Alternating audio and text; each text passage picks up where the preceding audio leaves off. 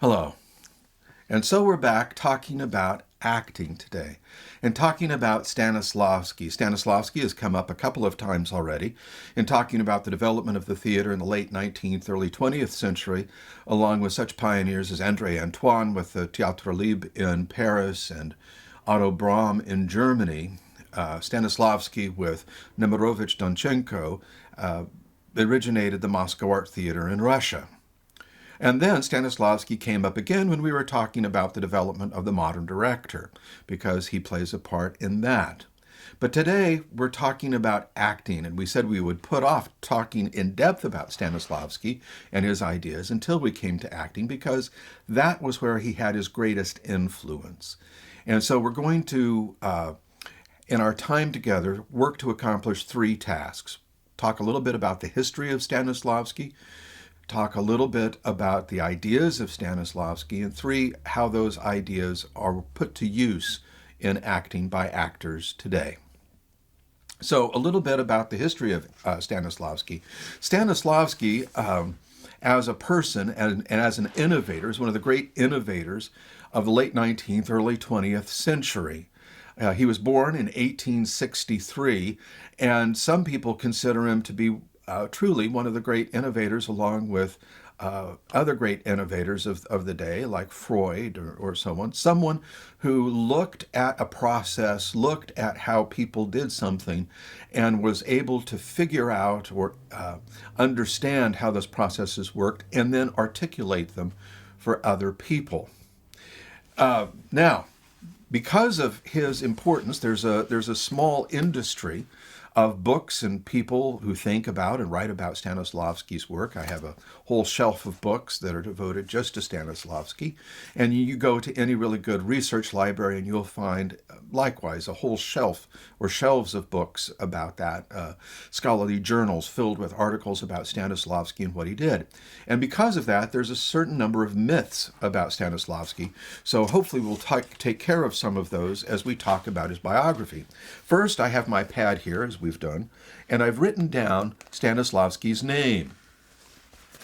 And you'll notice that here we have his name, Konstantin Sergeyevich Alexiev. And you might say to yourself, well, we were going to talk about Stanislavski. Who's this Alexiev fellow? Well, let me break down his name for you. Konstantin is his first name. Sergeyevich is his patronymic. In the Russian culture, the middle name indicates your patriarchal lineage. Who's your father? So Konstantin's father's name was Sergei, and so his middle name is Sergeyevich. That's his patronymic. And then the last name is the family name, Alexiev. Stanislavski is a stage name. Alexiev is the family name and the family into which Stanislavski was born. The Alexiev family was one of the wealthiest families in Moscow in his day. As I say, Konstantin was born in 1863. It was a largish family, had a number of brothers and sisters. The young Stanislavski was not himself a particularly great student in terms of the educational system of his day. The thing that he loved most, not surprisingly, was theater and performances of all kinds. Because his parents were enormously wealthy, they were able to take their children and introduce them to all different kinds of performing. And luckily, his father and his mother both loved all kinds of performances. So they would take the children to the circus, to the opera, and to the theater. And the children loved it so much that they put on, as many children do, they put on their own shows. They put on their own shows in the house. And their father, who was an indulgent fellow, by and large, wanted to help them, so he built them a theater. Now, this is not a thing where you actually just, put on a show or something in the living room. Dad actually built them a nice little theater to put on the shows, and this was Stanislavski's first theater. It was called the Alexiev Group for the family, and they did all kinds of different things. Now, one of the other myths about Stanislavski is that he was interested in primarily in what we would call realistic theater, and that's something we've got to talk about a little bit later, what that means. But in plays that that are everyday life, and the characters are dealing in everyday sorts of things. And that is not entirely true. In fact, the young Stanislavski loved circus, did everything he could to do gymnastics and try to figure out that. Unfortunately, he was a very tall and lanky fellow, and so dealing with his long arms and legs, he was always trying to figure out how that would work. And he adored operettas. He and his family loved Gilbert and Sullivan, who were writing operettas in England at the time, and they adored these musical comedies that had been imported from England. So when you think about Stanislavski, keep in mind that he loves singing, he loves opera, he loves operetta, he loves comedy. He loves all the different kinds of performances that you can really put on a stage. He was a bit of a scamp. He was a bit of a mischievous fellow in his way, but he was very earnest. And one of the things that he wanted more than anything else was to understand a little bit better or a little bit more about how performing went. And so he was someone who journaled. He was a diarist. He kept a diary. And what he would do is he would go to shows, and he would, of course, act in shows with his brothers and sisters. And he would write down how the performance went. He would write down about the performances that he saw. And from those, he started to gain a lot of material about observations that he had made of himself and other people. As he grew up, he became part of the family business. And this gets to another myth about Stanislavski, that he was in some ways some sort of inspirational genius and he lived in the clouds. And it is true that he had, as he developed and as he worked over time, that he was an idealist in the sense that he was always working to find a way in which he could make the art to which he had devoted himself better.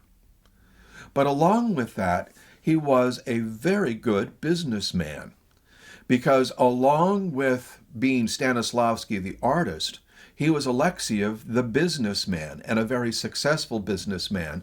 And as the years continued, as the years went on, up until the Russian Revolution, is that he became, out of the siblings, the Alexiev siblings, he was the one who really did a lot of the work in managing the Alexiev manufacturing enterprise. He was the one who did it. And he was, for his time and a place, a fairly advanced thinker about working for the benefit of the workers that worked at the Alexiev business. He was involved in making sure that there was a health clinic that was available to them. He made sure that there were literacy programs for them, because literacy was generally an issue in his time and culture. And so he was very involved in that. The theater was something that he did after hours. And of course, that's how he got the name Stanislavski.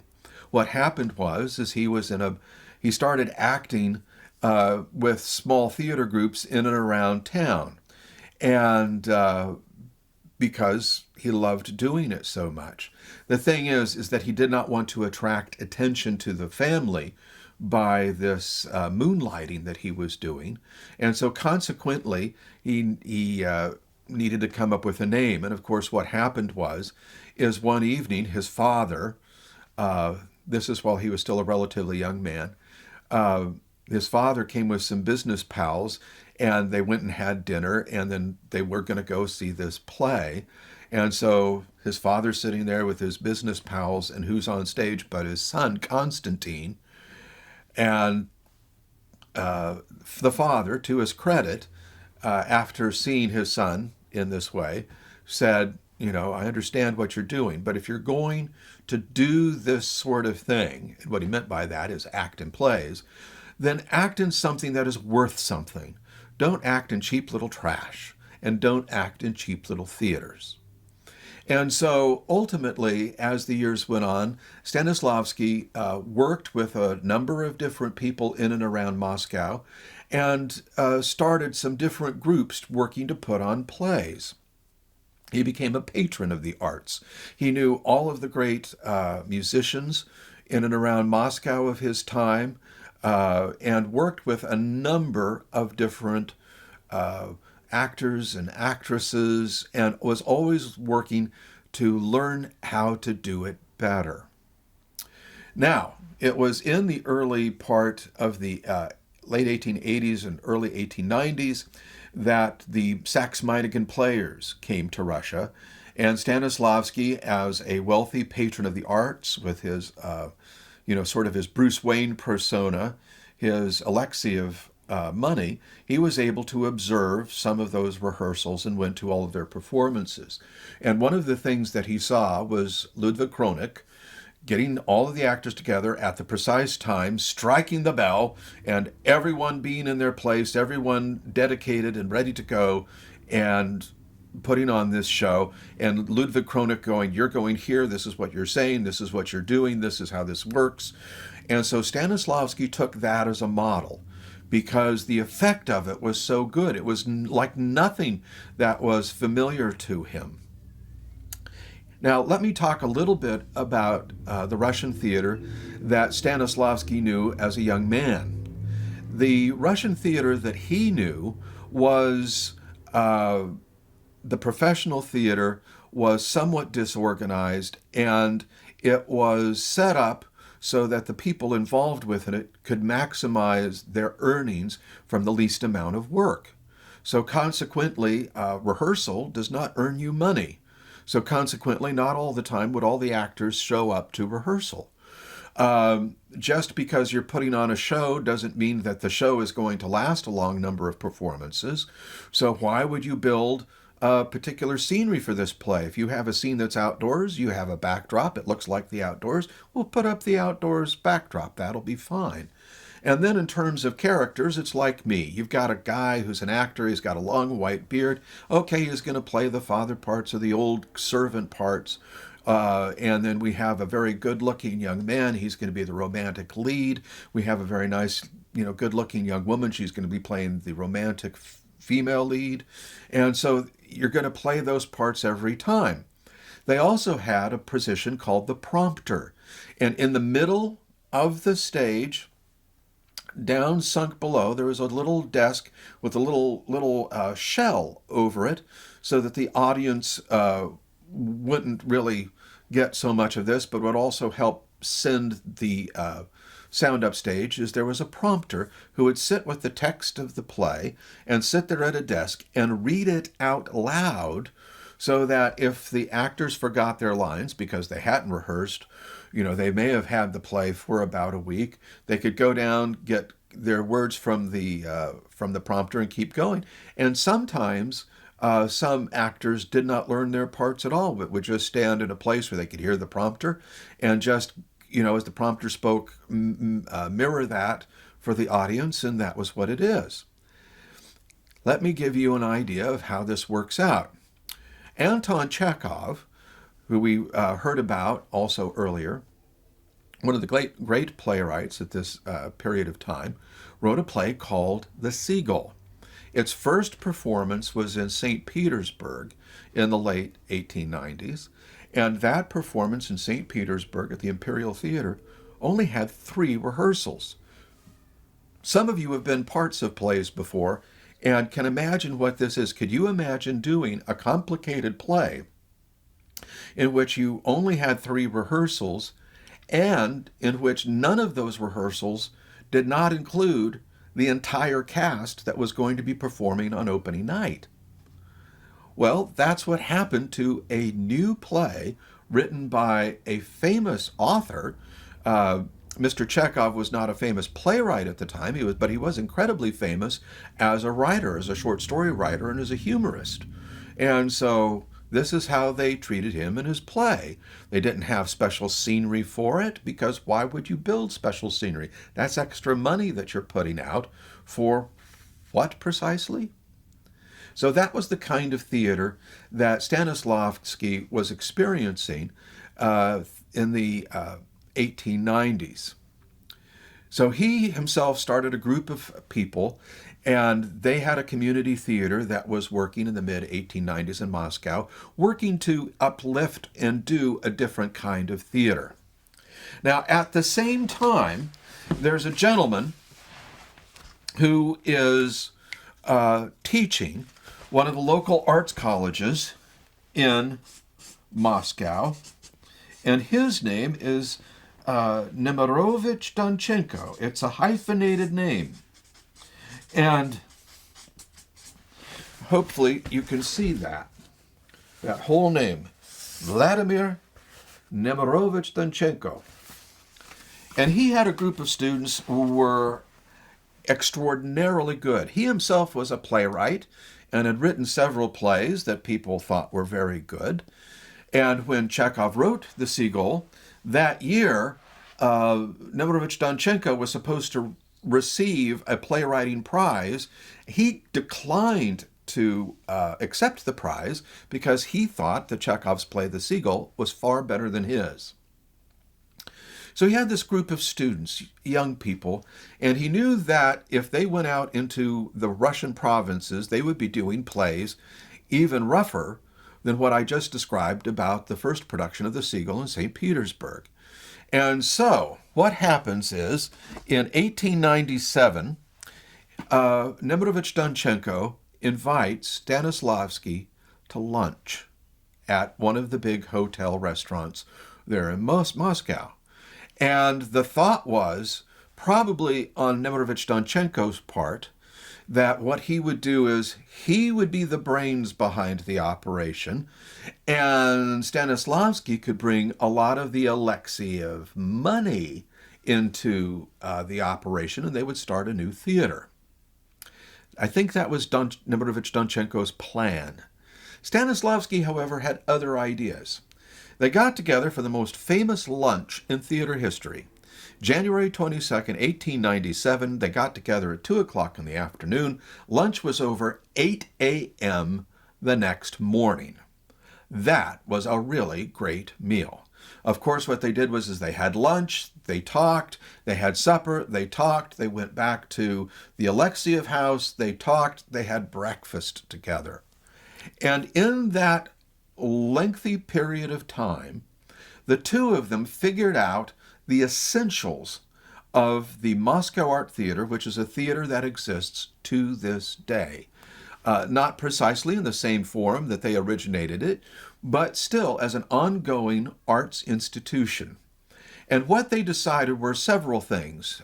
Number one, what they were going to do is that they were going to give attention to every single play that they put on. So what that meant is that they were going to have scenery that was meant for that play. They were going to invest in costumes that were specific to that play. They weren't just going to recycle stuff just for the point of recycling it. What they were going to do was work to fully realize each play and fully realize the playwright's ideas and put them on the stage. And this was a really new and innovative idea for the Russia of their time. It was a sort of literary thinking of supporting the playwright. The second thing that they were going to do was how they were going to approach acting. There was going to be discipline in acting. There were going to be ethics in acting. You couldn't be cast in a role and not show up to rehearsal. That was not going to work. Rehearsals were going to start on time, and they were going to rehearse the play until it was artistically appropriate for the audience to see it. Now, where that started from is in 1897 and 1898, as they were starting this enterprise, where the first production of The Seagull only received about 3 rehearsals. The Moscow Art Theater production of it received 27 rehearsals. And so you can see just by that they're already doing something very different. Then, how you were cast is that each play would be individually cast, and that an actor could expect to play a small part in this play and a very large part in that play. And so what they were going to have was a repertory company in which no particular actor was going to be the star. What they wanted to find was a way in which they had an ensemble and there was no one who would in particular stand out. And then, as much as I'm talking about the Seagull, is their first play that they decided to start with was a costume historical drama, Tsar Fyodor Ivanovich. And you say to yourself, wait a second, I thought their first important play was the Seagull. No. Their first play that they put on was an historic drama. And in the same way that a theater in America today, a regional theater about Christmas time, would put on a Christmas carol and have all of the actors in their Victorian clothes and have the opportunity for, very historic props and sets and so forth. Now, in that instance, it's associated with Christmas, obviously a Christmas carol. But in the same way that you would have an historic drama to try to attract an audience, they did this with this play called Tsar Fyodor Ivanovich, which was an historic play about a Tsar who lived back in what we would call the Middle Ages. And so that's where they started. And they went out of their way to make sure that every costume was historically accurate. They went out of their way to work with the actors. And so the first season of the Moscow Art Theater, the most performances they did over the entirety of their first season was of Tsar Fyodor Ivanovich. The Seagull did not open until December of their first year on the boards in 1898. And it was a bit of a struggle. It was a new play, and its history in St. Petersburg, because it had so few rehearsals, had not gone well. Not as well as anyone would have hoped, certainly not as well as probably Chekhov hoped, or the producers up in St. Petersburg. And so consequently was looked at as a bit of a dicey project. And so people were backstage wondering how this was going to go, what's going to happen. And what happened is they get to the end of the first act, the curtain closes, silence. All the actors are looking at each other going, oh my gosh, what happened? And that's when the waves of applause happened. The curtains opened and they had to take curtain calls for each act.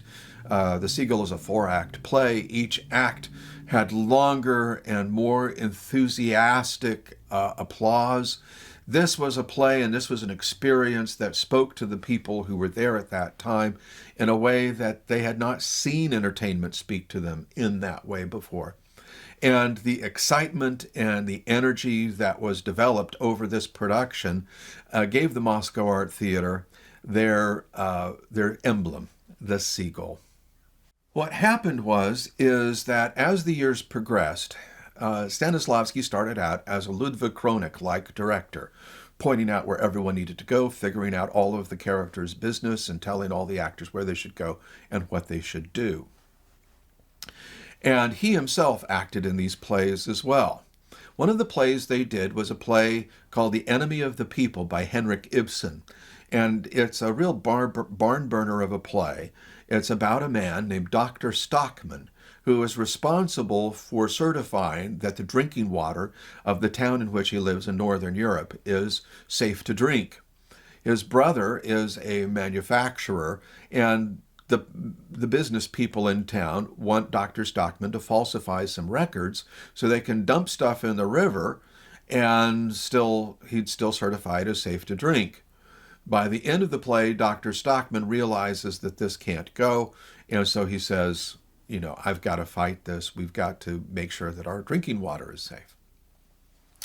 Not surprising, but a huge deal then, as it is now, as we, if you pay attention to the news and you hear about this or that community, like in Flint, Michigan, where the problem of lead in the water is a huge issue for people because we are still living in an era where drinking water is not entirely safe for people.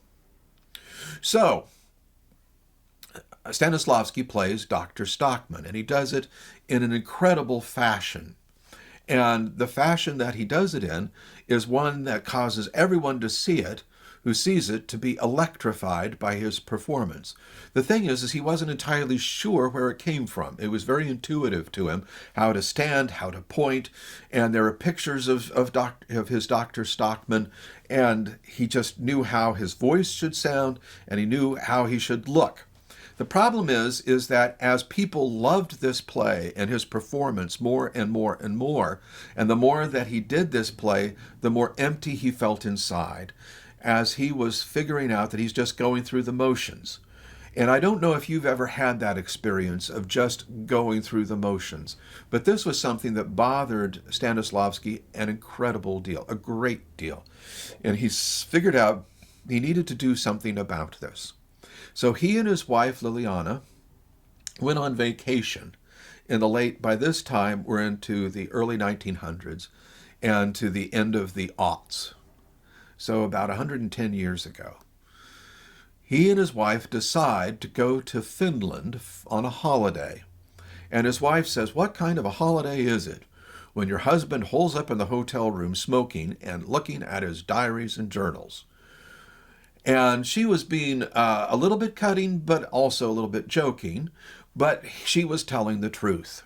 He spent his time in Finland going through all of his journals that looked at his self-examination on his performances, on the performances of the actors and actresses he'd seen. And he needed to come up with something that would change fundamentally how to look at acting. And that is where we're going to pick it up next time, is Stanislavski's conclusions of coming out of Finland and what he set for himself to do after that. We'll see you next time.